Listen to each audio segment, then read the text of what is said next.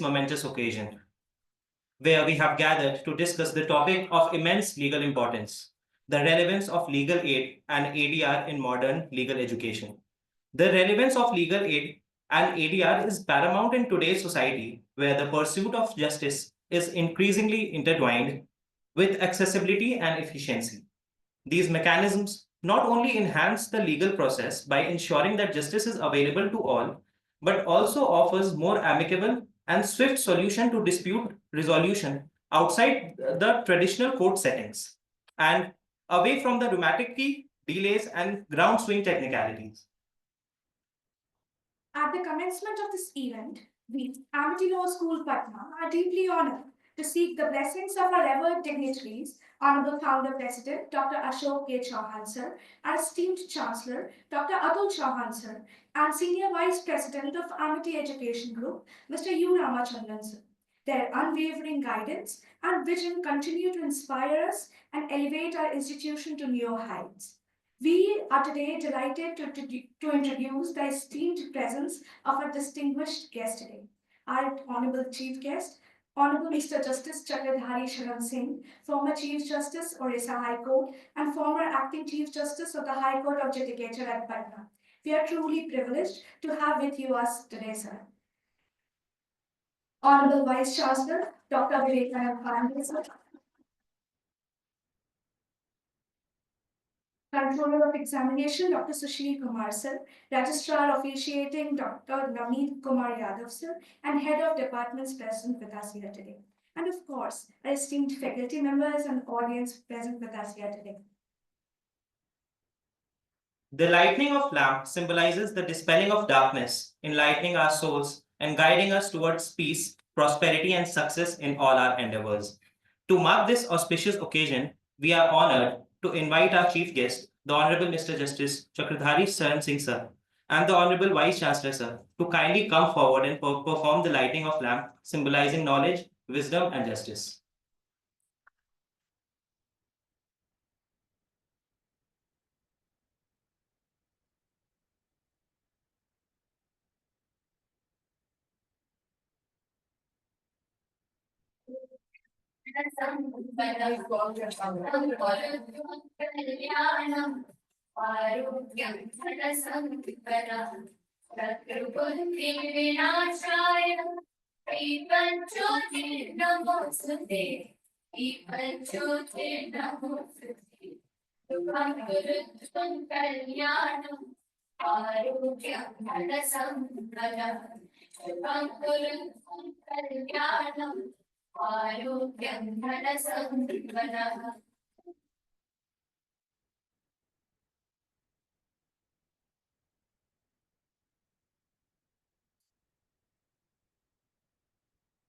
To extend our heartfelt gratitude and respect, we now request our VC sir to felicitate our honorable guest, Honorable Mr. Justice Chakradhari Sharan Singh sir, sure, whose remarkable journey and dedication to justice continues to inspire all of us. Sure.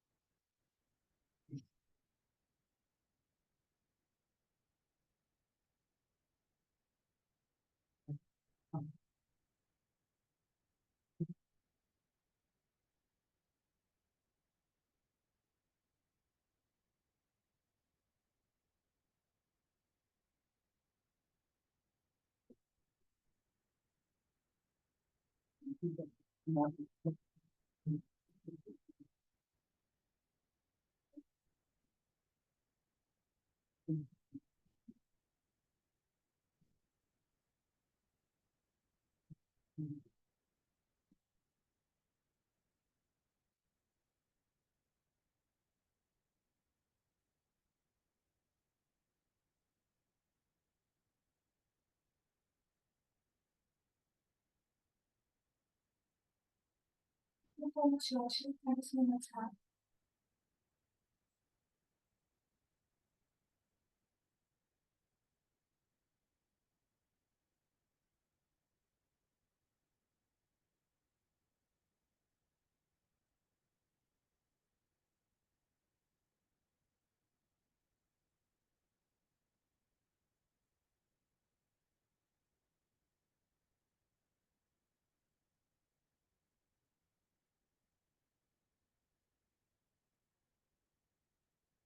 His Lordship is a distinguished and self-made individual who has dedicated his life to the service of the public. His Lordship began his illustrious career as a dedicated lawyer, where his profound understanding of the law and unwavering commitment to justice earned him widespread respect. His exceptional legal acumen led to his elevation to the esteemed position of a judge of the Patna High Court, where he also served with distinction as the acting Chief Justice. Later, his lordship went on to preside as the Chief Justice of Orissa High Court, further solidifying his legacy as the pillar of integrity, wisdom, and judicial excellence. As both a lawyer and a judge, he has exemplified unwavering commitment to justice, legal reform, and betterment of society. His tireless efforts, particularly in his work with the Legal Services Authority of Bihar, have made an indelible mark on the legal profession, inspiring the new generation of advocates we have with us today. A person of great compassion and integrity, his lordship has devoted significant time and resources to uplifting of marginalized communities, particularly children living in the slums and the transgender community. His contributions stand as a beacon of excellence and humanity in the pursuit of justice and equality. We will explore more of his lordship's expert personality with a video with us today. Justice Chakradhari Sharan Singh, a name synonymous with integrity and jurisprudence. Born on January 20, 1963, he began his legal journey after earning his LLB from the University of Delhi. Enrolled as an advocate in 1990, he quickly rose through the ranks, serving as Additional Advocate General of Bihar and later as a senior advocate. In 2012, he was elevated to the Patna High Court as an additional judge. His commitment to justice led him to serve as acting Chief Justice of Patna High Court before assuming office as the Chief Justice of Odisha High Court in February 2024. Renowned for landmark judgments, Sir has played a pivotal role in shaping legal discourse, ensuring access to justice, and upholding the Constitution. His legacy as a people's judge continues to inspire the legal fraternity. Amity University Patna proudly welcomes Honorable Justice Chakradhari Sharan Singh, an unwavering pillar of the judiciary.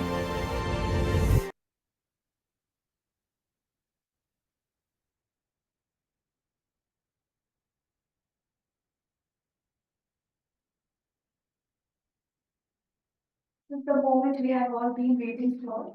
We would like to invite Sir up on the dais to illuminate our minds with his variable experience and vast experience.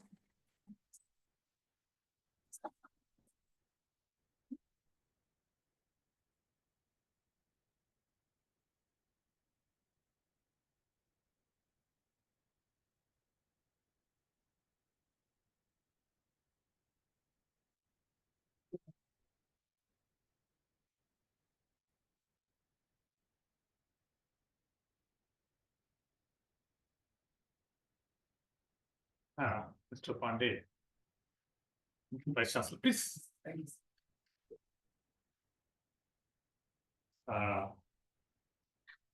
Faculty members, students, others present, ladies and gentlemen, a very good morning to all of you. I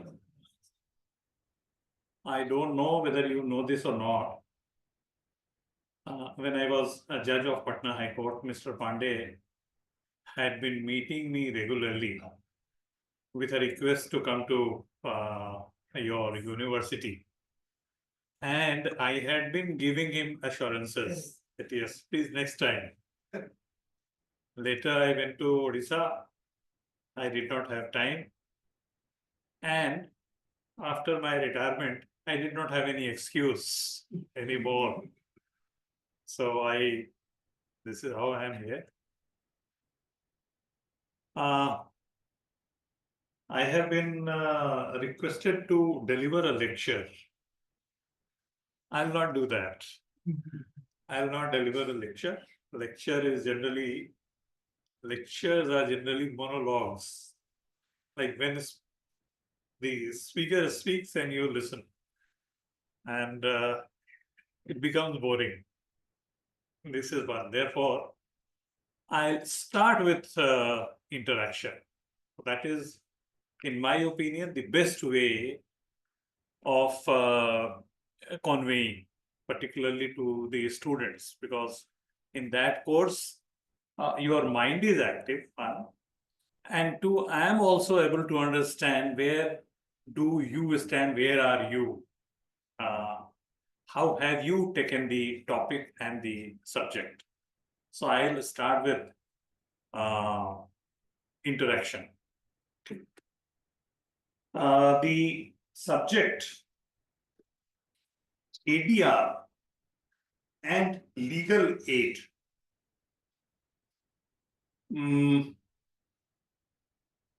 I joined in 1990. I became judge, as has been told to you, in 2012. I retired as Chief Justice recently in January 2025. For some period, I was heading Legal Services Authority of the state. And I must tell you, I was heading that for 10 months or so. That was the most satisfying period of my career as a professional and as a judge.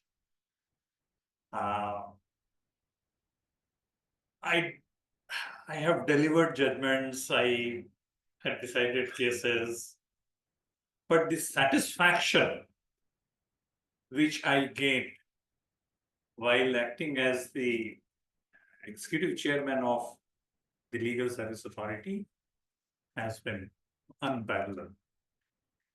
That is this is how I consider the concept of legal aid so important. I have been told that all of you are students of law. All of you are students of law. Some from journalism also? No. Journalism, they are not here. They are not here. All right. All right. Which year? From all. All. So whether these acts are taught, these. Yes, yes. Which year? Which year? Which is legal aid? Any idea? Any? Yes. Sixth semester. All right. So whether anyone from the sixth semester can tell me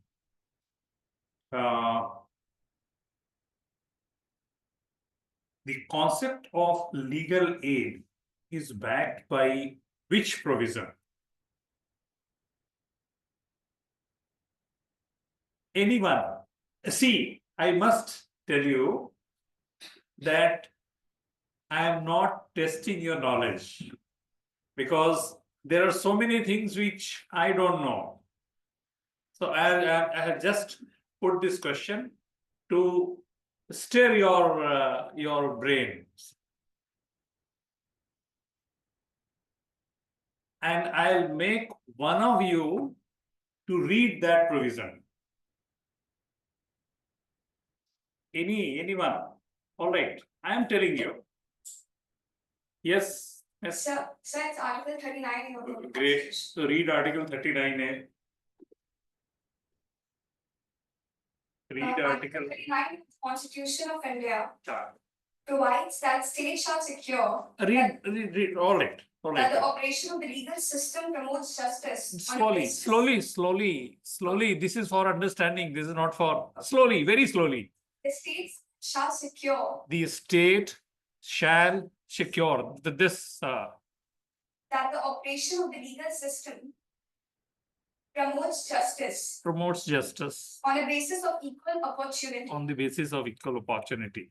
and shall in particular provide free legal aid Illegal aid by suitable legislation by suitable legislation. or schemes or in other way, Suitable legislations, schemes, or other.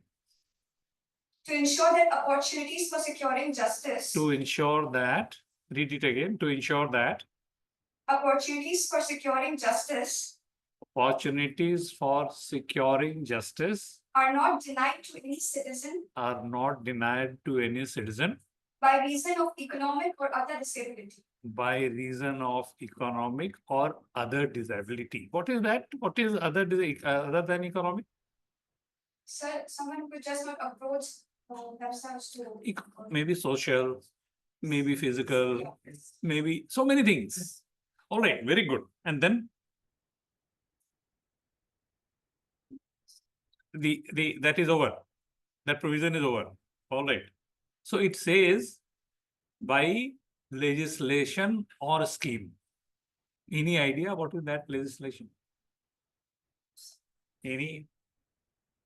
So if you have any interest, and my entire exercise is to develop interest amongst you about the importance of this legal aid. How can you participate in this process as students? And so yes, what is the legislation?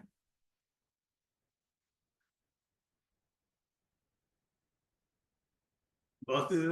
So maybe Don't- legal services authority. That is the Legal Services Authority Act. That is a mandate that 39A says that you can do it by way of legislation.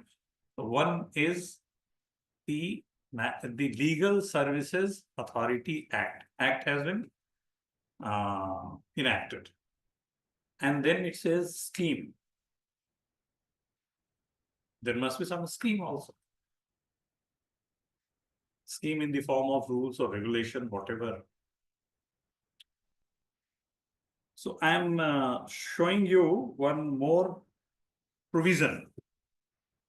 I don't know whether it is there with me or not. There is National Legal Service Authority. No, that is only Legal Services Authority. Legal Services Authority Act. Under that act, these National Legal Service Authority, state legal service authorities, district legal services authorities, these have been constituted. So the name of the act is Legal Services Authority Act. It is not National Legal Service Authority Act. Under that act, these authorities are there, committees are there for providing legal aid. Now, I'll make you read National Legal Service Legal Aid Clinics Regulations 2011. Now I'll make you read because you have taken the risk of referring to Article 39A. I'm very happy you read this. And my attempt is to connect between the constitutional provision, the statutory provision, what are the requirements of Article 39A, and what is the role of the students, because they are I'm addressing the students. So I'm making you read the provisions.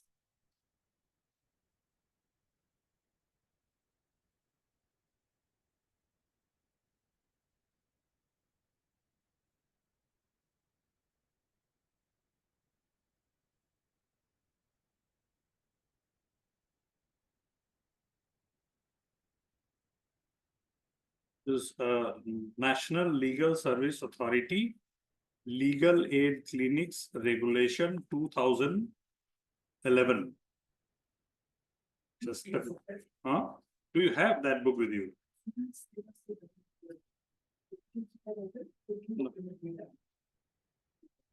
Do you yes, you can do that. Regulation 2011 is there on the PDF version. Legal aid clinics. I'm just trying whether it is there in my book or not. Because PDF was in open 2011 legal and education group. Hey, this is it. National Legal Services Authority, Legal Services Clinics Regulations 2011. Could you get that? Yes. Read Regulation 22. It is there. It is there. Yes. It's there. National Legal Services. Anybody can read, who can download, yes. Legal services clinics run by the law students. Yes, please read. So I am addressing the law students. 2011 legal. Yes.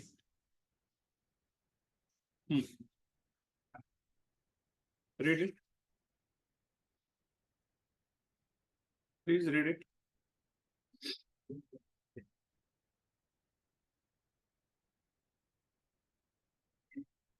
The above regulation Hmm. shall Hmm. mutatis Mutatis. be applicable to the student.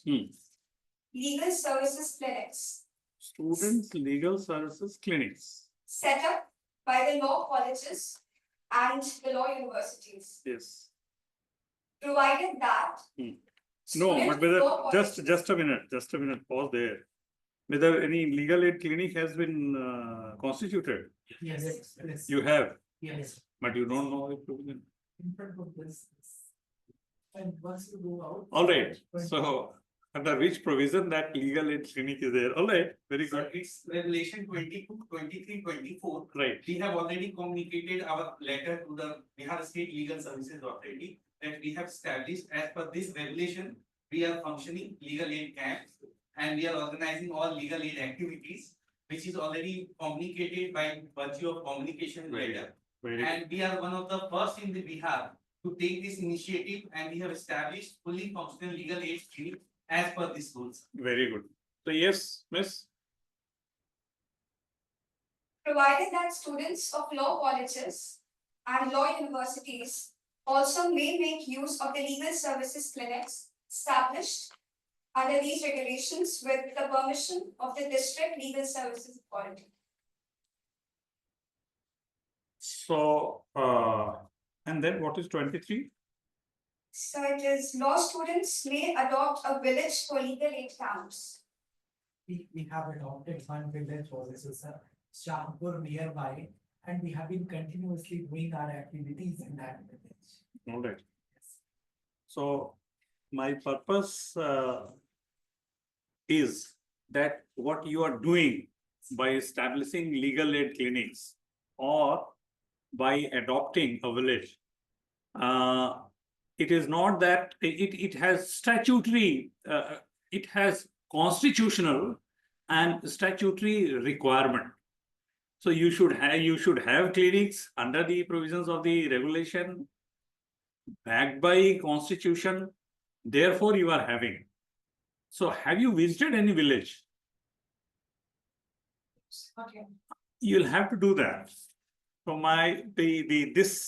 the beginning was for this purpose only, to make you aware that the legal aid clinics are required to be there under the scheme of, under the regulation framed by National Legal Service Authority.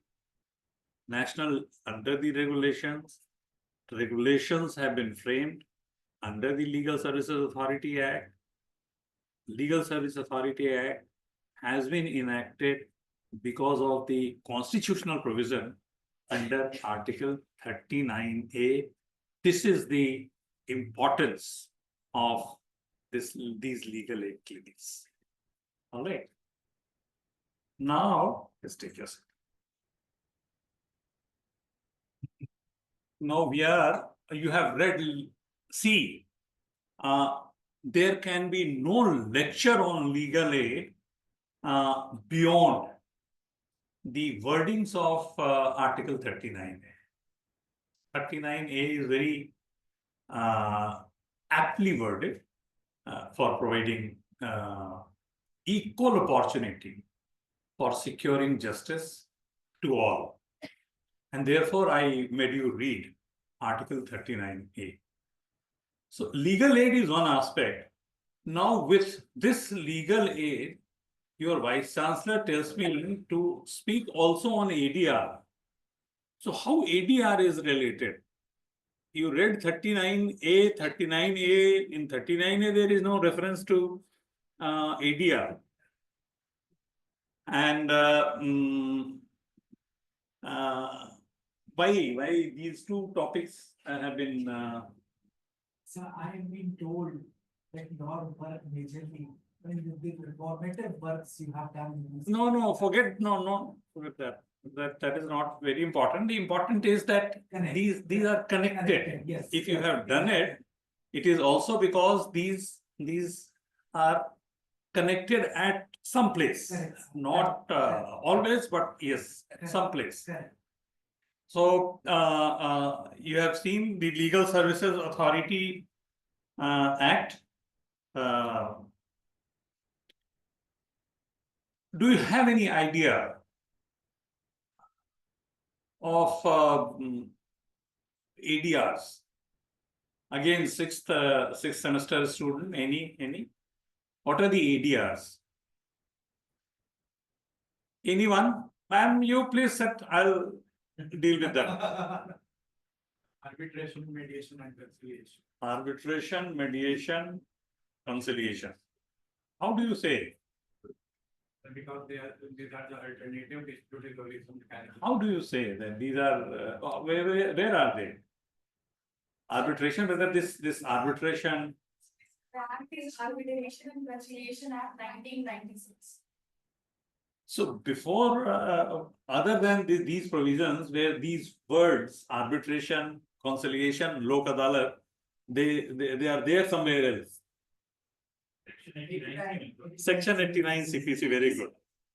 Section 89 CPC, can someone read? CPC section. On the PDF.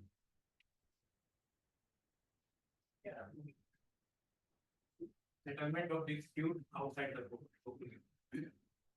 Where it appears to the court that there exists element of a settlement which may be acceptable to the party, the court shall formulate the terms of settlement and give them to the parties for their observation. And after receiving the observations of the parties, the court may reformulate the terms of a possible settlement and refer the same for arbitration, conciliation, judicial settlement, including settlement through lok adalat or mediation. Just a minute. So this is also through lok adalat. So arbitration, conciliation, mediation, lok adalat. So where is lok adalat act? Arbitration Conciliation Act is there. Whether there is a, so this is how these two things are connected, because Legal Services Authority Act that has been enacted in the light of the requirement under Article 39A, and in the Legal Services Authority Act there is provision for resolution of dispute through lok adalats, and lok adalat is a part of ADR, alternative dispute resolution, under the CPC. So this is how these two topics are related to some extent. Any idea whether about the provision of lok adalat under the Legal Service Authority Act? Can someone refer?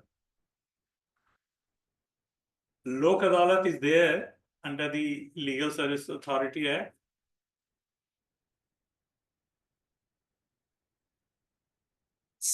Lordship, Chapter 6, Section 19 to 22. Chapter 6, Section 19 to 22. Lordship, should I read it? you should not read it because the provision is quite long. So there is a concept of Lok Adalat. Where is that? Chapter 6, Legal Services Authority Act 1987, Section 19 to 22. Section 19, just read the heading. Section 19 is Organization of Lok Adalat. Section 20 is Cognizance of Cases by Lok Adalat. 21 is Award of Lok Adalat. And 22 is Powers of Lok Adalat or Permanent Lok Adalat. Now there is another concept. Lok Adalat and Permanent Lok Adalat. So what is this Permanent Lok Adalat? And there is some difference between Lok Adalat and Permanent Lok Adalat, even in respect of their respective powers. Not just in courts, in regular courts like trial courts, high courts, and supreme courts, there are certain dates assigned throughout the year where Lok Adalats are held by the honorable sitting judges and advocates who sit with them. We have, as law students, we have attended a few of those. All right. In fact, I should have joined some law college or university after my retirement. See, whenever you see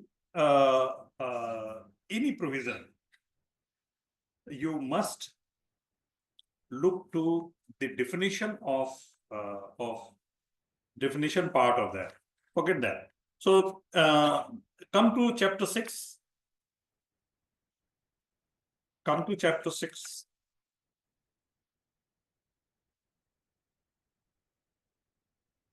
Lok Adalat is organization of Lok Adalat.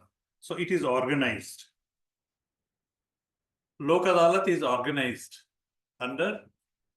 So whenever you refer to Lok Adalat, please don't refer to Permanent Lok Adalat because that is different. All right, Lok Adalat is one. There may be continuous Lok Adalat, like that can be an arrangement that this Lok Adalat will continue, but that is Lok Adalat, that is not Permanent Lok Adalat. No issues?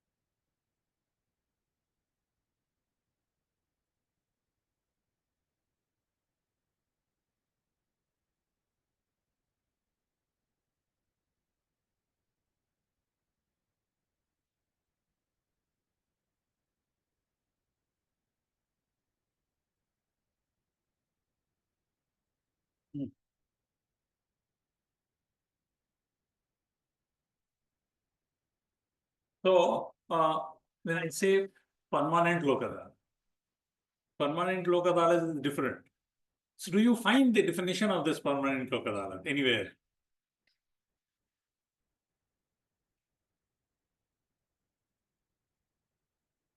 Come to section 22A.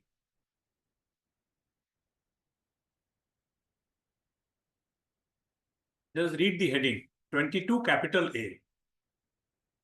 After 22. Definitions. A. Permanent Lok Adalat means a permanent Lok Adalat established under subsection 1 of section 22B. So this is different. And then you read,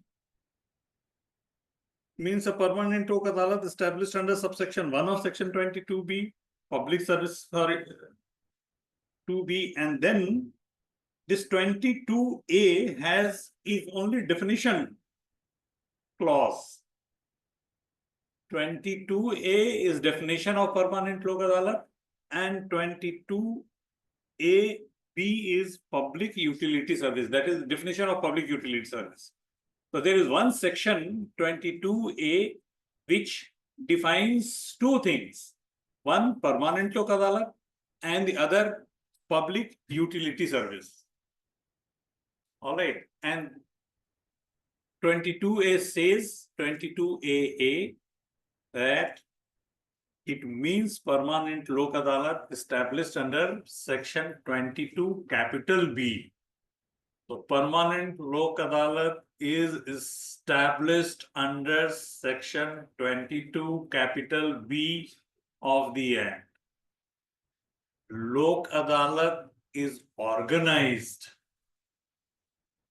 under section 19 of the Act. So this is the first difference. That there it is organized, here it is established.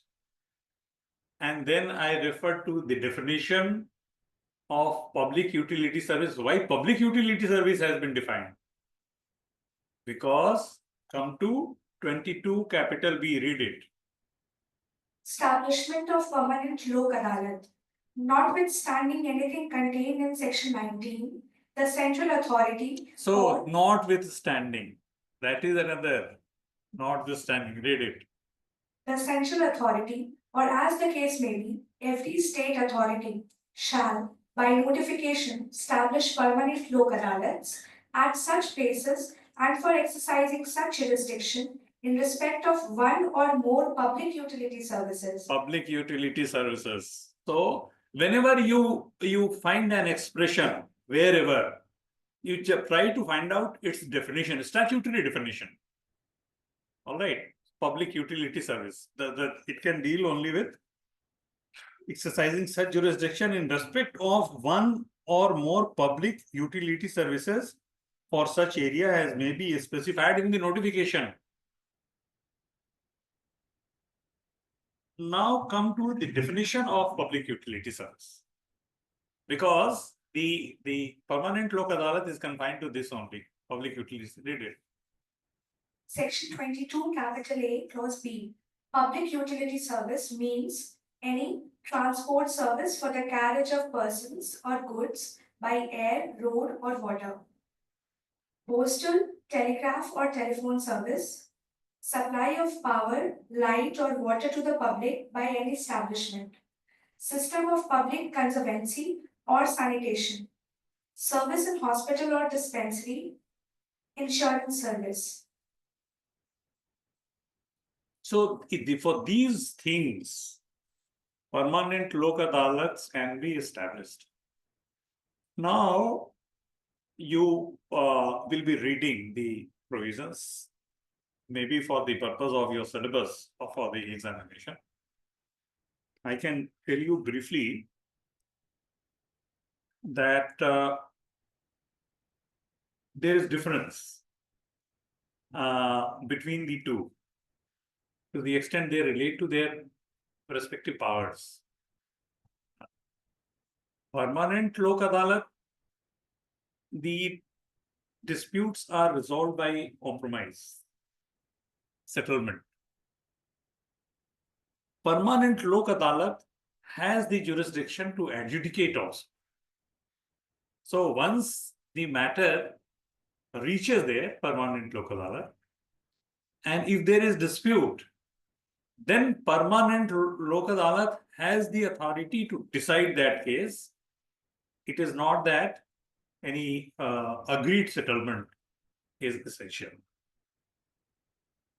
So I have started from the concept of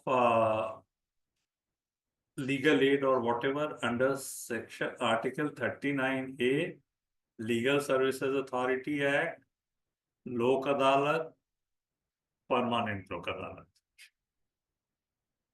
Lok Adalat, permanent Lok Adalat is part of ADR. ADRs are enumerated in the CPC. CPC provides for adjudication of dispute. It provides the procedure. And it also provides under Section 9 that there is alternative also.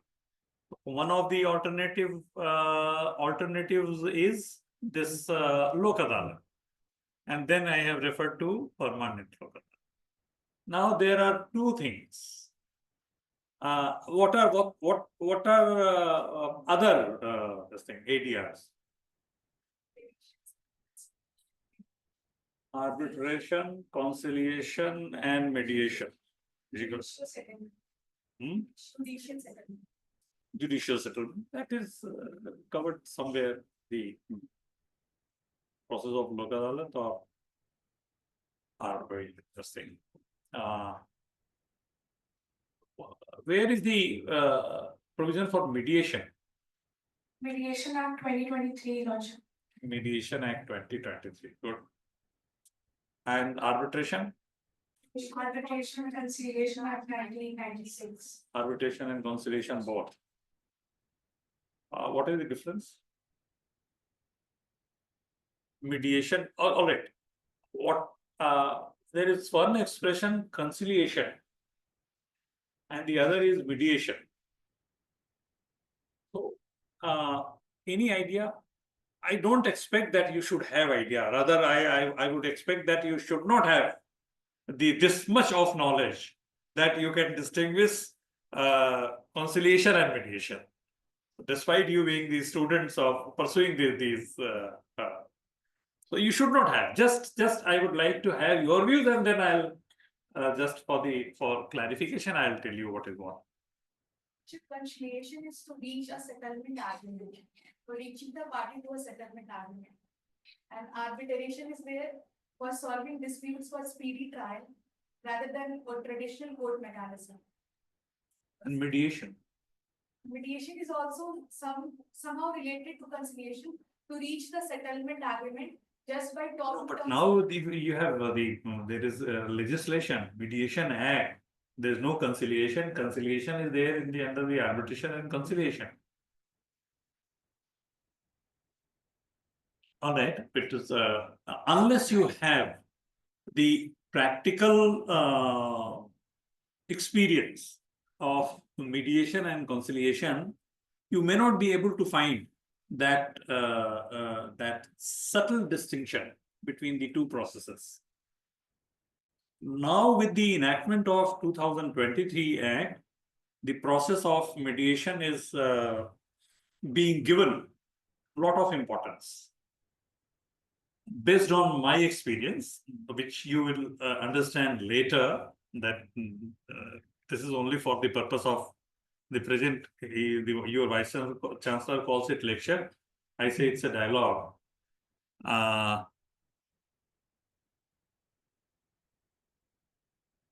Both conciliation and mediation provide or allow the parties for voluntary resolution of disputes. Voluntary means By their own wish. they say that yes, this is how the dispute can be resolved. There is no third party. There is no third party. Like in mediation, there is a mediator between the two parties. In conciliation also there can be conciliator. There is a concept of conciliator also. There can be an independent impartial conciliator. The difference between the two is that a conciliator at times may advise, may suggest the parties that, see, this is how you can get your dispute resolved. So it's a kind of he is active in the process. Mediator is a very powerful person. He is different from conciliator, and for mediation, training is also required. He is a very powerful person, and in course of the process of mediation, he creates a situation that the parties, first of all, enter into what? Dialogue. So it shall begin, because sometimes there is stalemate. Parties are not willing to come to the table. So he creates a situation while interacting with them that they come out with their solutions. That this is how the dispute can be resolved. And for that purpose, he makes the parties to divulge to the mediator everything. So there is psychological aspect also. Because see, there may be dispute over a piece of land between two brothers. It's a property dispute. But the real dispute may be somewhere else. That has nothing to do with the adjudication. Dispute may relate to, see, a father's medal and the sentimental attachment of the brothers with that, or anything. So in that course, he tries to understand the root cause of the dispute. Now, once he understands everything, and he may reach a situation where he can see that, oh, this is the small thing for which they are fighting. But still, the mediator generally would not propose the terms of settlement. Now, he'll again make an attempt that, oh, this is a small thing. Now you decide.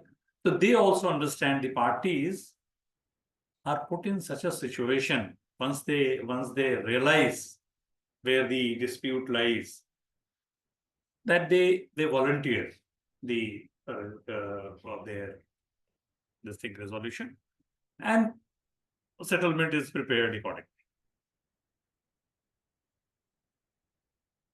Now, if the mediation fails, I'm just putting question. I used a word that everything is divulged to the mediator. He creates a psychological and everything. So now, if the parties fail to resolve their dispute in the process of mediation, now that can be resolved by arbitration. Can be resolved through arbitration. But whether the mediator can be an arbitrator. Parties are free to choose anyone as arbitrator. So it's on discretion of party whether to choose mediator as arbitrator or not. All right. So I used very important expression when I said that they divulge everything. And confidentiality is one of the most important part of the process of mediation. So everything has to be, this is his professional, a mediator's professional requirement, that he shall not divulge anything what happened. Even in his report, he will not record what was said by whom. So confidentiality. Now the mediator knows everything. What is true, what is not true. And now Scooter sitting as arbitrator, can he? Now arbitrator has a duty to decide the dispute on the basis of evidence or whatever. But since he knows everything, a person who has acted as mediator cannot arbitrate a dispute because of the information which he had already gathered during the process of mediation. So this principle applies also if a judicial officer, he is a trained mediator, and he had conducted a mediation process, and thereafter he becomes a judge. He cannot try that. That is impermissible. Now, if the parties agree in the process of mediation on the point of settlement, then the terms of settlement are reported. whether that is binding or not. Mediator is binding to the parties because that settlement agreement is signed by both the parties. So that means that they are agreed to settlement. See, now it is binding. Now it is binding because of the Act 2023 that makes it binding. But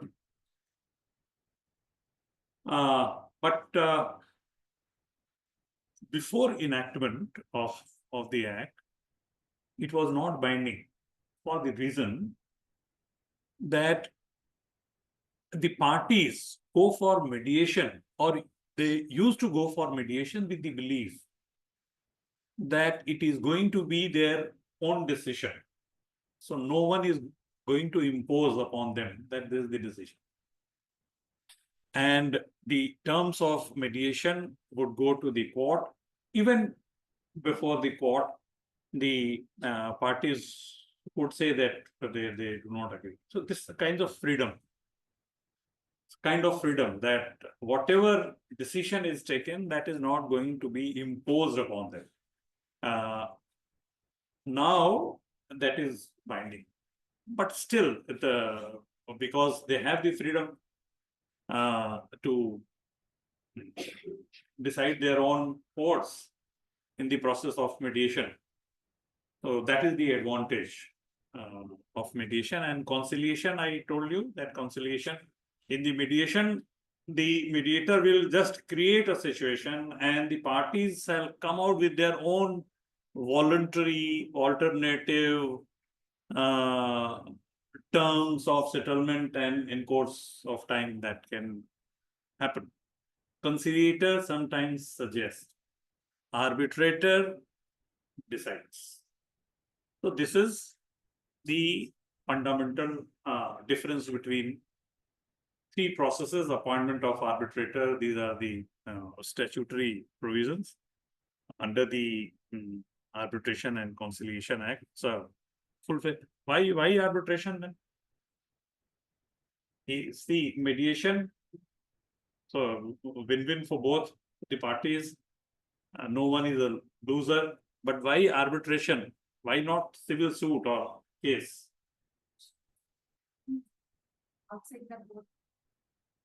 So save the time. See, the process of arbitration is becoming very expensive these days, and we are also beneficiaries of the process of arbitration. See, because of huge pendency of cases, the parties, particularly those in commercial litigation, they cannot afford to wait for that much. So therefore, they choose to go for arbitration. So this is why. So this is how I have been able to tell you about the ADRs with reference to Article 39A. Now, legal aid. Legal aid.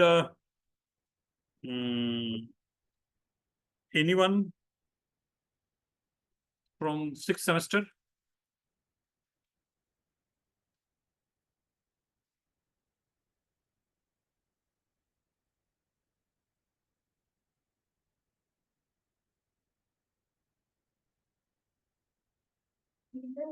Provide free legal services to indigent group of people like women, children, rape victims, victims of human trafficking, those who are not. Where? In the court? So it may be in the court or outside the court under legal service authorities in different legal service authorities. In NALSA, in BALSA, in NALSA. Oh, these schemes are there. Schemes are there.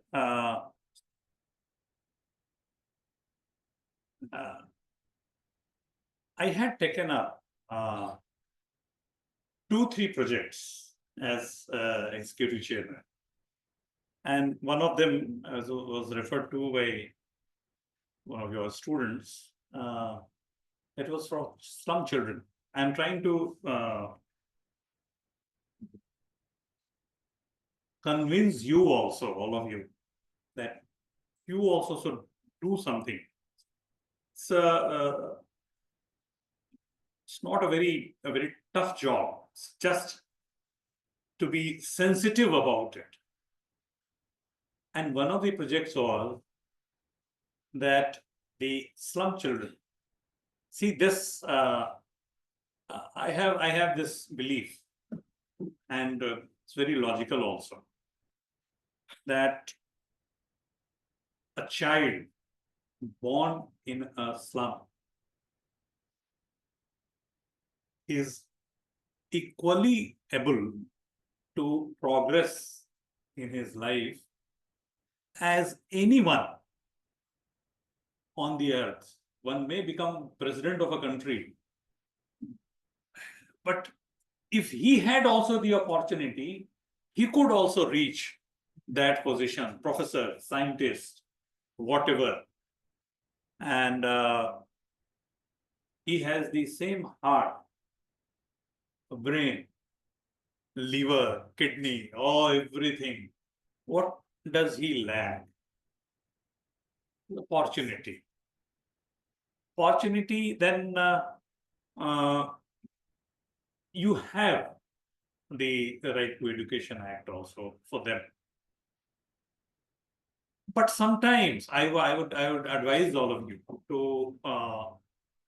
to visit slums, find out children, and if they have not been able to go to school, sometimes they're admitted in schools and they don't go, they are dropouts.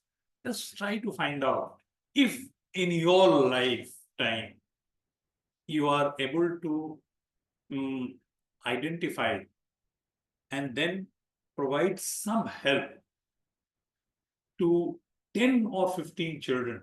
That is going to be a great success. So 10 multiplied by 10, 100. So what I did, that I got them admitted in schools, not here in Patna only, but in other district towns, sub-divisional towns also. I ensured that they are given admission to even private schools. In private school, they were admitted, no fee under the Right to Education Act. What I did further, that because I was in that position, you will have to apply your own resources, that I would monitor their attendance in the schools and their progress also. Like I had given the principals of such schools liberty, that they could talk to me directly about I can talk to them directly about the progress of the child. So then 300 students were admitted, and it was a matter of great satisfaction when I saw them from these slums to in the schools in uniform, tie, shoes, with a judicial officer. So, and I would advise, I would suggest all of you that please do something for them. This will give you great satisfaction. Secondly, transgenders. Again, there is no difference at all between us and them,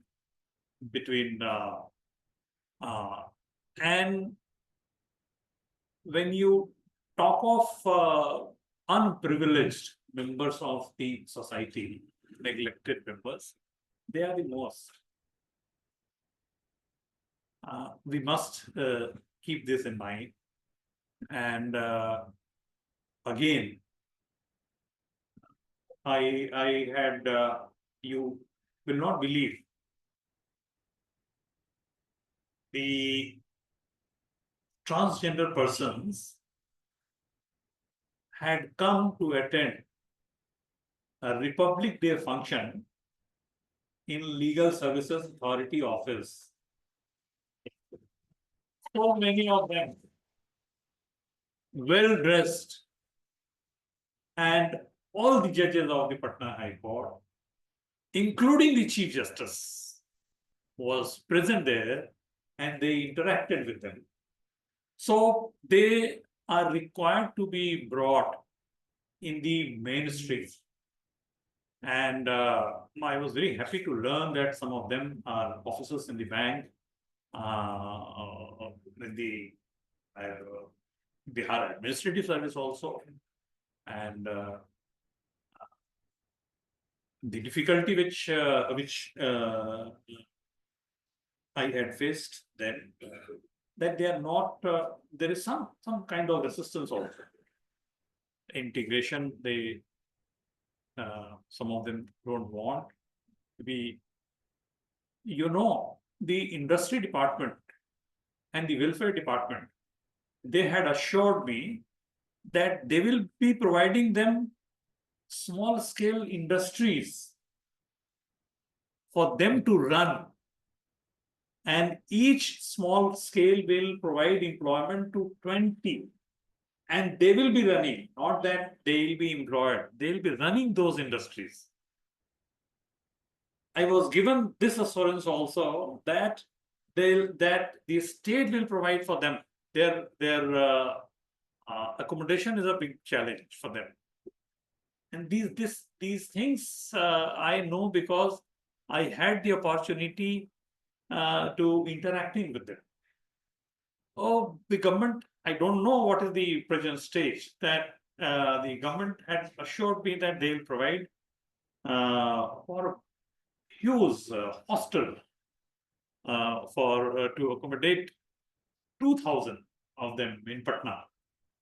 So see, we don't know. You don't know where will you be after you pass out. But wherever you are, please try to keep this into your mind, that you have other obligations also to the society.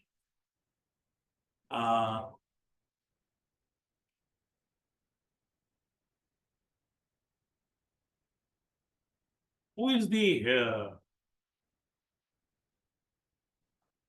most popular hero of the day in film industry?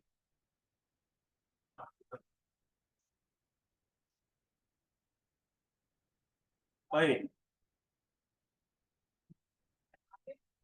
Huh? Why? What does he do?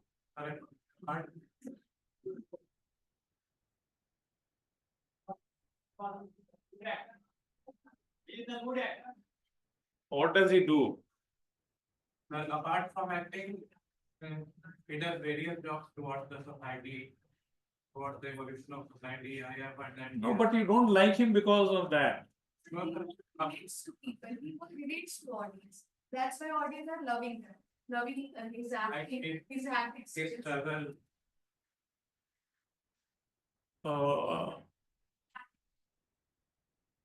No, but you don't like him because of the charity, but because you see him on the screen. Because of his humility. Because of his acting. Humility.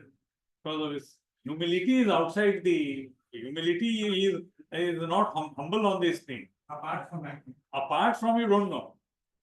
Apart from, you must have seen him on the screen. So he acts. He acts like a good Samaritan. And you are going to be good Samaritan.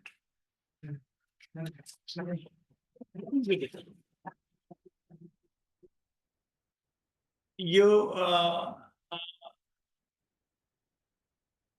I don't know why. There may be good reasons. And now because I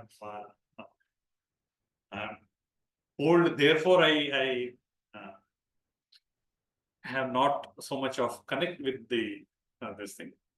But acting is one thing, acting for the purpose of entertainment is one, and acting, doing some act for the society in any capacity is different. So I would like 4 or 5 years hence, I must learn from the vice chancellor or any faculty of this university that you have taken up the issues of providing legal aid. Legal aid, yes, legal aid is not only to provide legal aid to in the courtrooms. When you visit, see, you will have to identify the places where you can find out unprivileged people. Slum is one. Those who are compelled to sleep on the pavements. So they can be easily identified. Understand their problems. And if required, you take up their cases. Either you can, they may be required, there may be requirement of filing cases on their behalf. You should take up that. I think I have taken a lot of your time. Oh, it's 12:30. Thank you so much. Thank you for giving me this opportunity.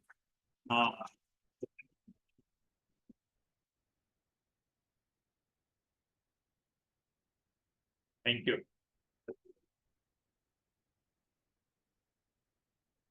Thank you, sir.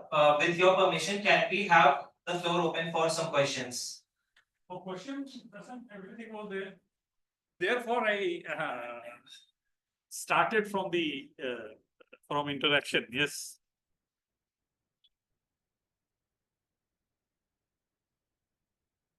Good afternoon, Your Lordship.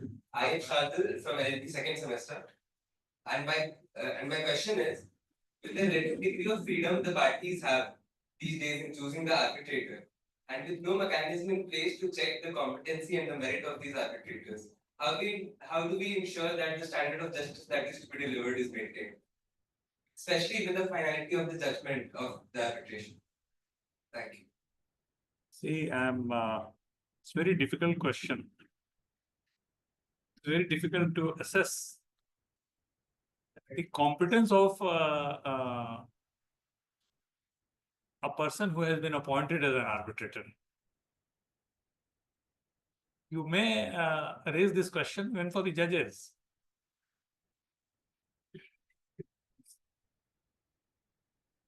So it's very difficult. How suppose the Arbitration Act, Conciliation Act, that gives the Chief Justice power to appoint an arbitrator. Now, he considers that this senior judge who retired should be appointed as an arbitrator. That senior judge had experience in criminal law. And he has to decide the dispute commercial in nature. But as a judge, he could have decided that also, the commercial disputes also. Whether he is a competent person or not a competent person, it's very difficult. Competence is a relative term and better not to be commented upon. Yes. This issue is being raised these days. The competence, the ability of arbitrator. It's a very difficult thing. It's a very difficult thing.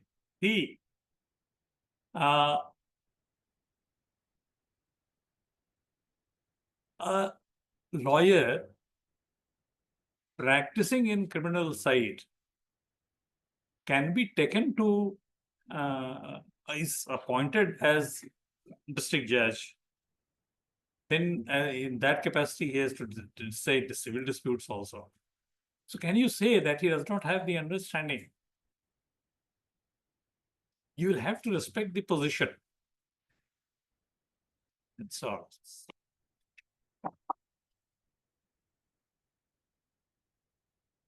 Good afternoon, Your Lordship. I'm Ali Singh from LLB second semester. So my question is, how does mediation session usually proceeds? And if in the first session the case does not get settled, what will be the further standard proceedings? And how it is going to impact the ADR and legal practitioners? Thank you. Mediation. Therefore, I told you in the very beginning that it is not easy to understand the subtle difference between conciliation and mediation. Mediation is a very powerful process. Training is required and then structured process. And it starts with the mediator convincing the two parties of the contesting parties that he is a neutral person. So this is his first thing. He is a neutral person. He shall maintain confidentiality.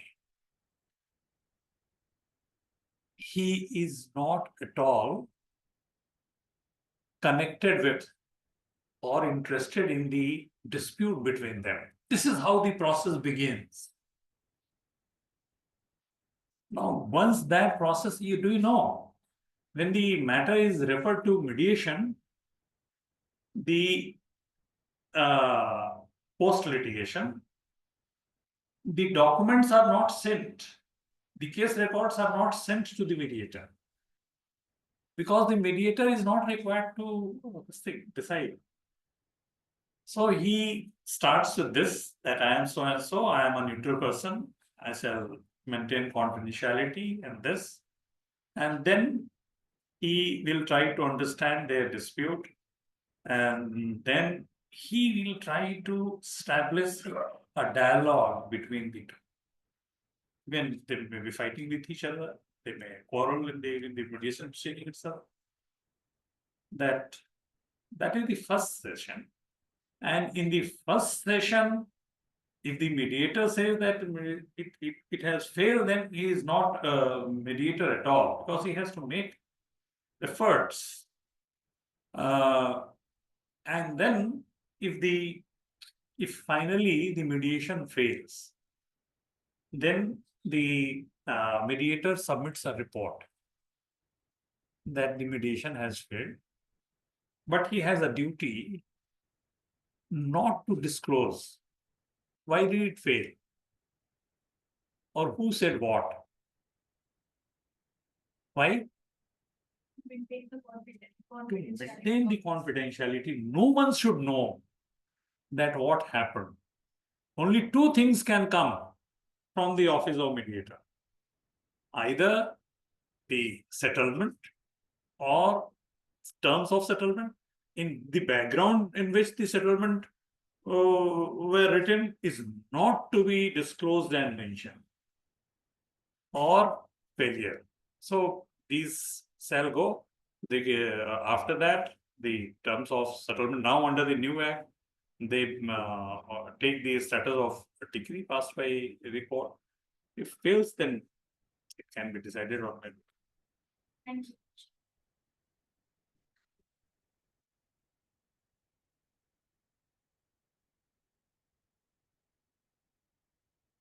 Sir, I'm Abhijit, a student of second semester.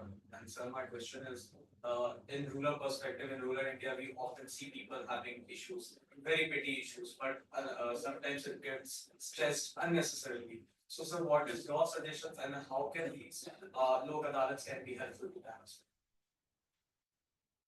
See, your question is a bit vague. Like issues means the issue may relate to Often petty, sir.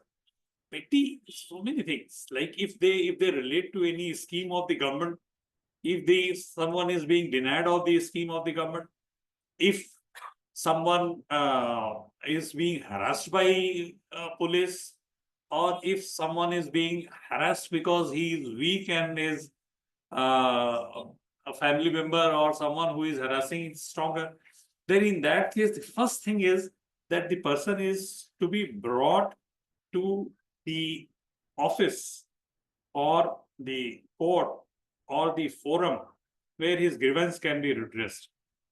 See, the concept of legal aid clinic,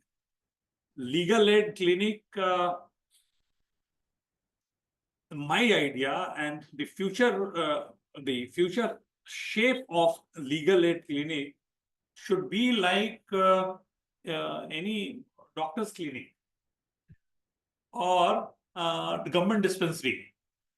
So if someone has any ailment, he goes to a government dispensary. So likewise, the government should have these clinics. And if someone has any problem, like you have running nose, very petty, sure, but still you go to a doctor to have his opinion, whether to have cetirizine or whatever. So equally, if you have ideally this situation, that any person should have this confidence that if he has any problem of any nature, he can go to the dispensary. This dispensary, that legal aid clinic may refer the person to a super specialty hospital or to any authority. So this is how this should work.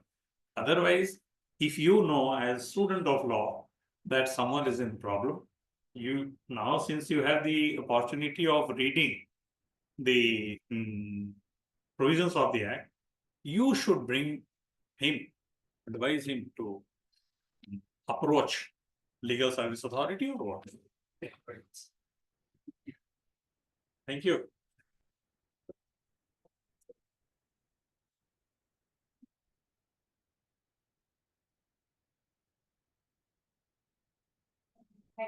Is what are the ethics that we should follow as future lawyers that you would recommend to us from your vast experience? See, it's a big question. Yes. And the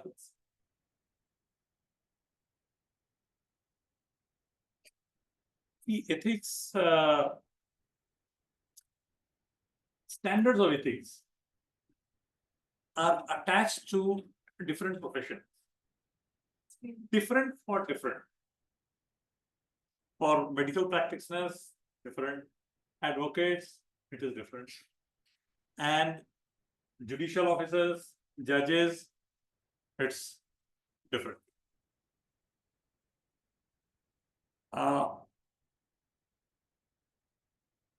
The Bar Council of India provides whether you have that subject or not, and if you don't have, you must have it. So the standards of ethics have been prescribed elaborately by the Bar Council of India. My suggestion would be that please follow them strictly. And in order to simply understand them, so that you may not have to refer to every time the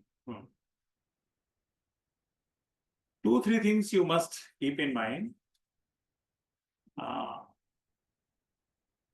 You have to be fair to the court, then to your client, then to the opposite party. Fair means to your client and then your colleagues. Fairness is one of the most fundamental things. See, in the initial years of practice, there is a tendency when, and sometimes you are taught also to not taught, like your seniors may suggest you to bring briefs. My advice would be that never, ever in your life as a lawyer run for briefs. Let the briefs follow you, and that will happen. So, soliciting brief is a misconduct. And how do you you should not do that. Never solicit brief, be fair, and it is not easy. What I am saying is not easy. In life, you may have the temptations. Like if you want to get some order at times, some because the lawyers have at times tendency to even mislead the court. This should be there. Like you should maintain such standards that the judge should have the feeling that this lawyer, whatever he or she speaks, that cannot be factually incorrect. You may be legally incorrect, but on facts you should not be incorrect. So this impression would take you a long way in your profession. See, this is a kind of preaching, but I am very sincere about it, what I am saying. Otherwise, I always say two things. I have one story. It's personal.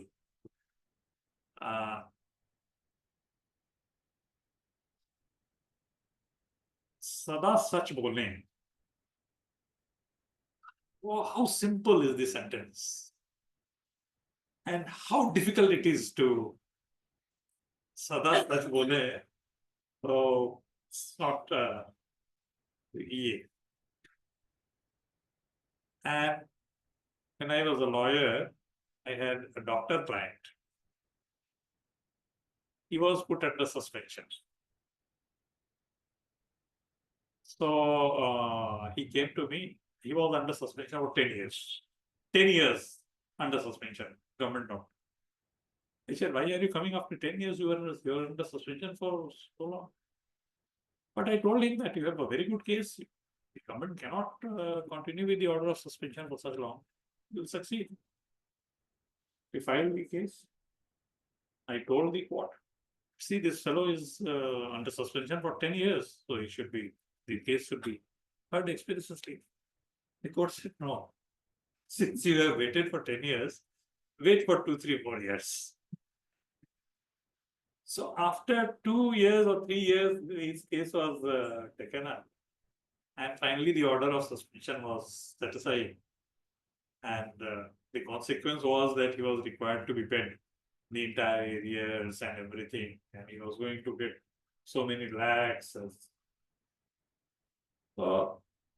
And the allegation against him was that the surgery which he was required to do in the hospital, government hospital, he was doing in his official residence. But for taking money, he has taken. He came again to me after 2 years. Now this time, about his son. He had applied for admission, MBBS course, and in his place, someone else had appeared. So, and criminal case was registered against his son also. He told me that वो तो मना ही कर रहा था. His son, वो तो मना ही कर रहा था, बट हम ही सोचे कि 1 साल इसका बर्बाद होगा, तो हम उसको पैसा देके और करा दिए. तो उसका bail. He wanted bail. Yeah. That is not that important. Then I inquired from him that what happened, your arrears or everything. Then he said कि arrears तो sir government में बहुत corruption है. Do you understand? कि corruption बहुत है. वो हर उस पे he is not corrupt. He has grievance against the system. So this is how. So just we should not blame the system unless we are blameless.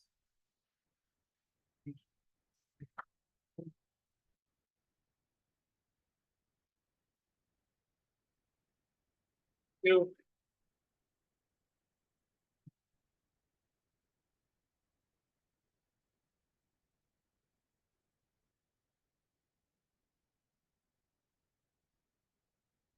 In the poem, Geoffrey Chaucer said, "All good things must come to an end, but in expectations of a much brighter future." Now, we'd like to invite Samdarshi, student of Amity Law School, for delivering the vote of thanks.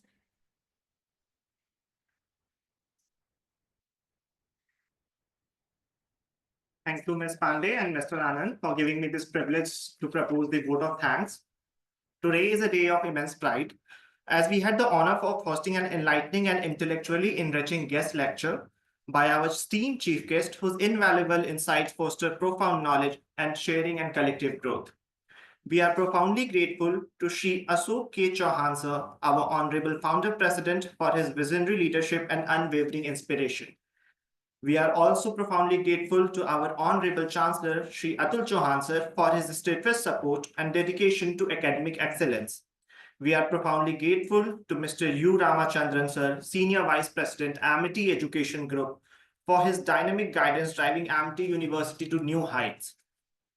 A special and heartfelt thanks to our esteemed chief guest, Honorable Mr. Justice Chakradhari Sharan Singh sir, for gracing us with his presence.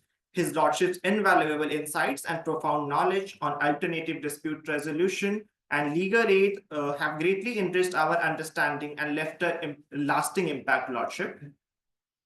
We extend our sincere appreciation to Dr. Vivekanand Pandey sir, our Honorable Vice Chancellor, Amity University, Patna, for his dedicated leadership and commitment to academic growth.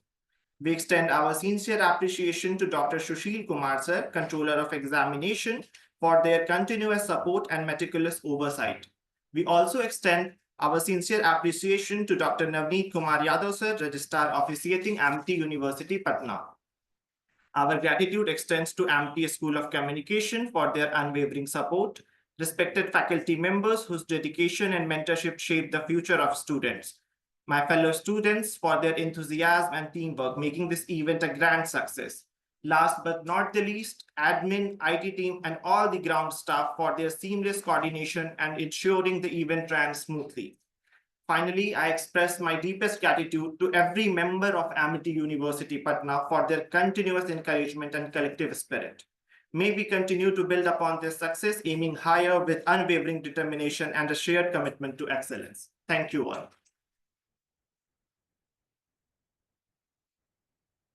I request everyone to please stand up for the national anthem.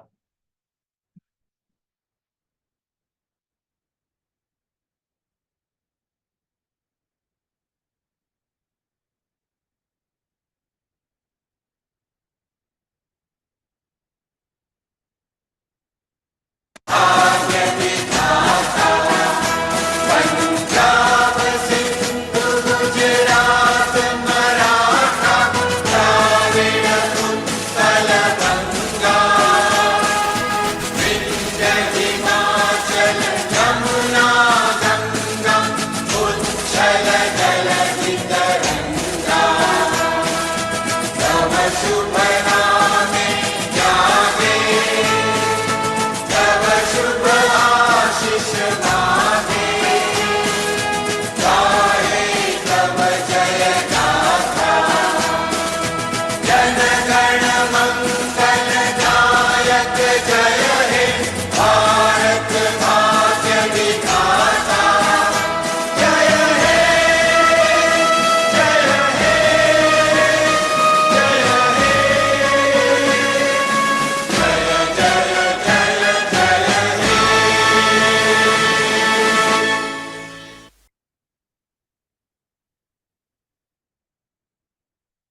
To inform you all, I must tell you that once Honorable Sir has instructed Government of Bihar, after that, we have come to know that lot many businesses have started, and one of our very known, Miss Reshma ji, who is transgender, and has started her own restaurant where all transgenders have been serving to the society. And we are really indeed proud of these kind of businesses. And one society is developing and is coming out and welcoming all these members from deprived sections. हमारा शायद यही एक दायित्व होना चाहिए.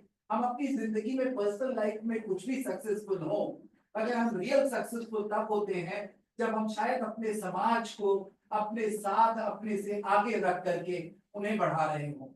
एक honourable sir ने एक बात और कही थी, I must also submit to honorable sir and to you all, that was related to teaching to the deprived section. Prior to COVID, sir ये हमारी गलती, हम इसे फिर से शुरुआत करेंगे, जो हमारे पुराने लोग हैं ये उसको जरूर बताएंगे. Prior to COVID, we had one program running from MIT University Patna because we have 5-day academic system. So on Saturdays and Sundays, our children used to go to slum areas to collect them at some places and teach them, devise one course and teach all of them, and that program was known as Each One Teach One. हम उस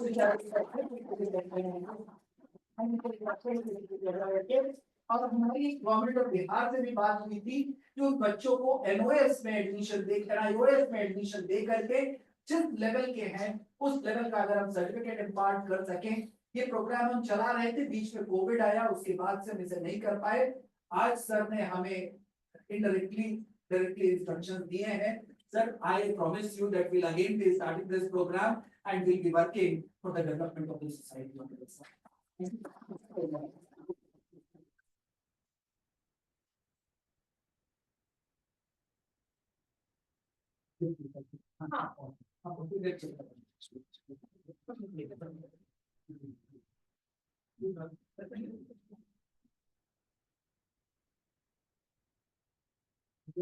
We have a photograph, sir, sitting at the center and you all is standing. May I submit a request from to honorable sir from your side? Sir, at the center, if in case you can take place, so that these children can have a photograph with you, sir. Yeah, thank you. Thank you. Very good.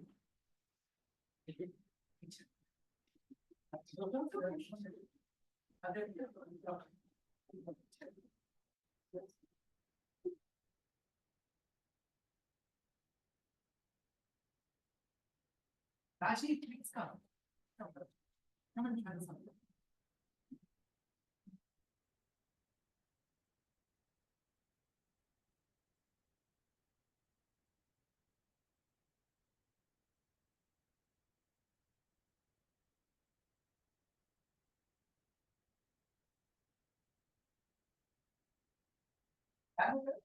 Thank you.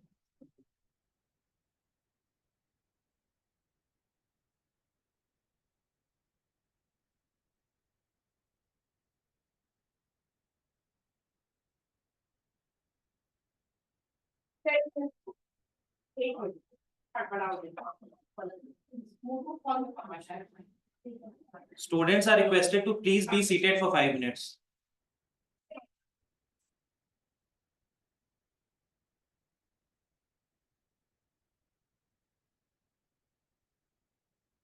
After 5 minutes, please move to the moot court room.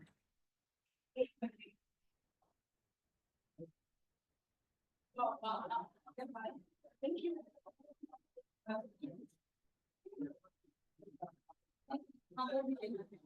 अभी पता नहीं भेजा है उनके कारण बताएं ये इनके साथ हाँ हाँ हाँ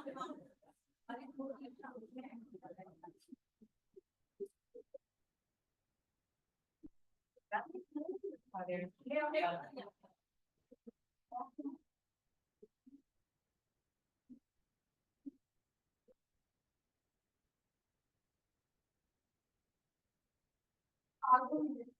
देखो मुझे रांची में ऊपर जाकर के करेंगे तो कि उसको कॉल पे कोई है कि नहीं सर रांची कर दे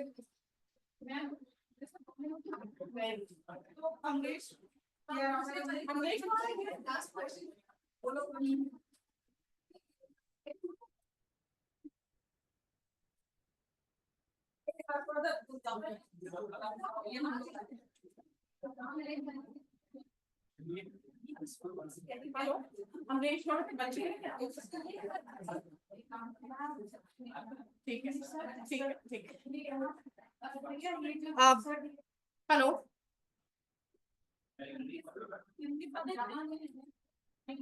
क्या दिक्कत है, ये लाइब्रेरी का है? Hello, first of all, thank you so much for being patient and for running this event smoothly. Secondly, I just want all.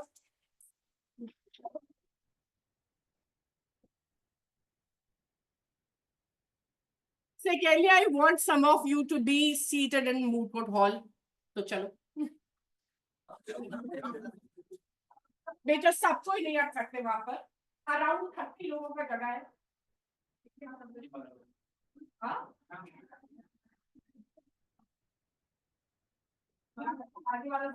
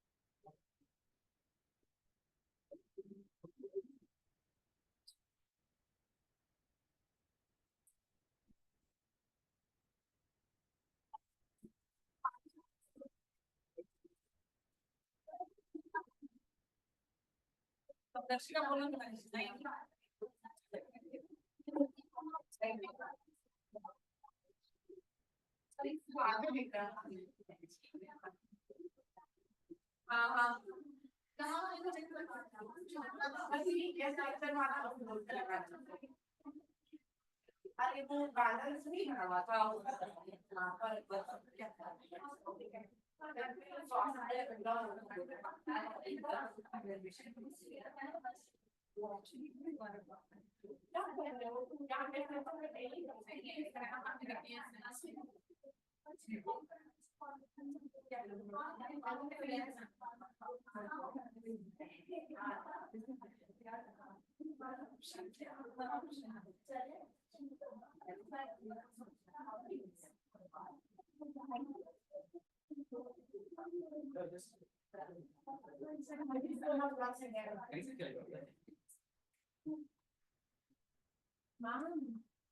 वो पीपीटी हिंदी दिवस हिंदी दिवस ऐसा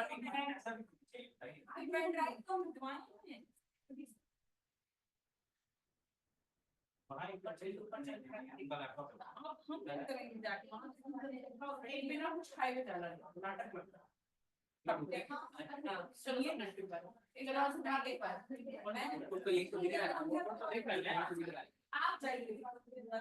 हम कौन है, हम लोग बटी और हर बार कुछ ऐसा होता है जिसमें हमको ये एहसास दिला दिया तो हम उससे एक ही समझ गए कि अगर हम अपना हाथ में पीछे लिया ना तो इतने बच्चे काम भी नहीं कर सकते तो उनको देने की जरूरत है हम इसी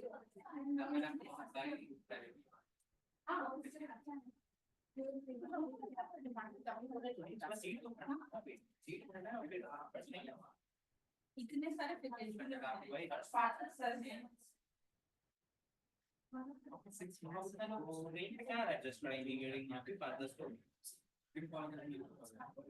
हाँ मैं वहाँ पे स्पीड लड़ेगा उसमें जाके हाँ नहीं सुन सकता उसके अंदर जाके क्या हाँ अंदर जाने में ना फीट आपका स्मार्ट बोर्ड से जो लगाएगा ना तो स्मार्ट बोर्ड पे दूर होगा तो वो फीट वही रखा है 10 को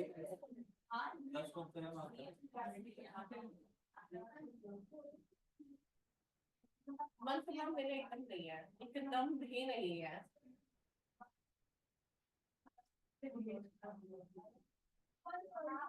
ये सेल्फ रिस्पेक्ट का सवाल है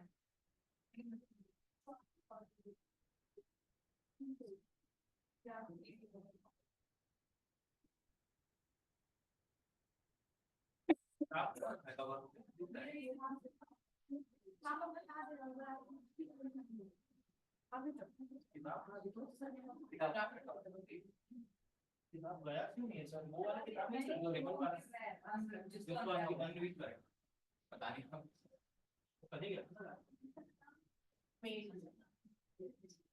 बेटा इनको तो साइन तो कराना ही पड़ेगा मैं कब तक चल गया वहाँ पे घंटा गई है किताब शायद दी के पास शायद फॉर्म में साइन करना है ये फर्स्ट टाइम चला हो सकते हैं जिनकी किताब हाँ प्रॉब्लम तीन ही कॉपी है तीन ही मतलब तीन ही लोग हाथ देते हैं और तीन ही लोग के पास है भी क्योंकि रोटी कॉपी कॉपी बोल देते हैं बट इन लोग बोले कि मेरे पास तीन ही है सोल्ड आउट सभी लोग करने के बाद एप्लीकेशन वगैरह लेकर के आ गया सेकंड हाफ में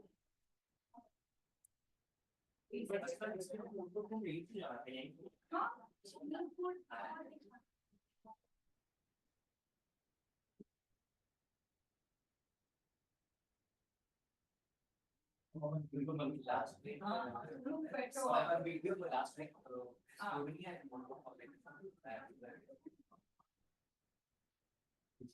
सर और ज्ञान के लोग लंच में बात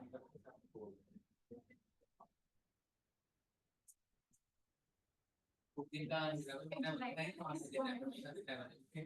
और आज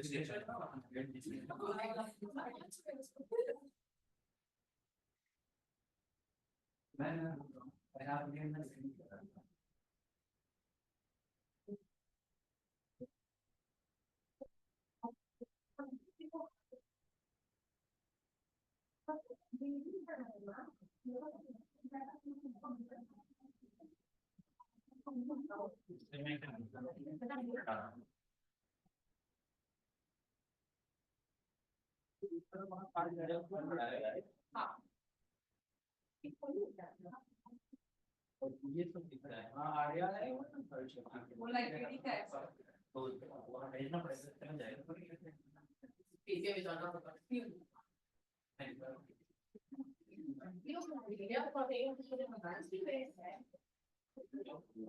ये बात तो वहाँ आर्या और रश के लिए करना दो विषय होना है उसके साथ और लोगों को है हो रहा है कोई टीचर है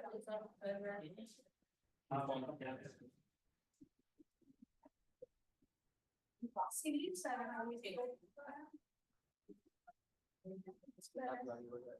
कौन से रहा है हां नहीं आ वो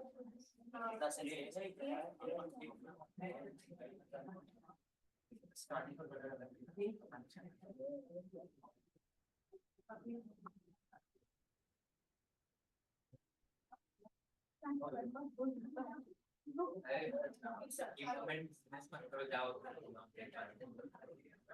this moment was तो सामने एग्जाम के नहीं करवाई तो नीचे बच्चों को नीचे And